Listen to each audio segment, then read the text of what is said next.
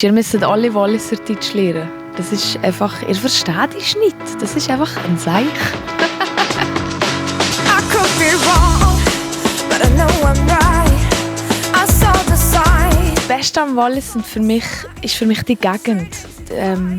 Die Berge und die Rühe. Ich empfinde es immer so, dass die Zeit ein bisschen anhalten. Die Zeit läuft einfach langsamer im Wallis. Ich beschreibe das gerne als das Wohnzimmer von der Welt. Ich finde es ein bisschen schade in der Schweiz, dass der Röstigraben so stark ist, dass ich ehrlich gesagt sehr wenig Künstler aus dem Tessin und aus dem Welschland kenne.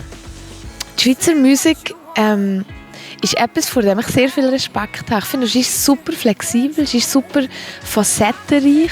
Ich mag tatsächlich den Schweizer Hip-Hop auch sehr gerne. Und ich finde das eigentlich noch sehr erstaunlich, dass in der Schweiz Hip-Hop so gross ist, weil eigentlich würde man gar nicht so darauf kommen, dass das jetzt in der Schweiz so eine wichtige Musik ist. Aber ich finde es ziemlich cool.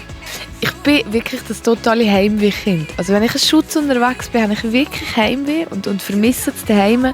Und sobald ich heimkomme, gehe ich in ein Migros und in einen Coop und hole da so meine Lieblingsprodukte. Und das ist auch immer wieder für die Deutschen irgendwie witzig zu sehen. Die sagen immer, das ist so ein Schweizer Ding, dass man einfach unterwegs ist und so Heimweh hat. Das kennen die so gar nicht. Sie sind eher die Fernweh-Menschen. Und ich will einfach immer nur heim. Ich will immer nur zurück ins Wallis.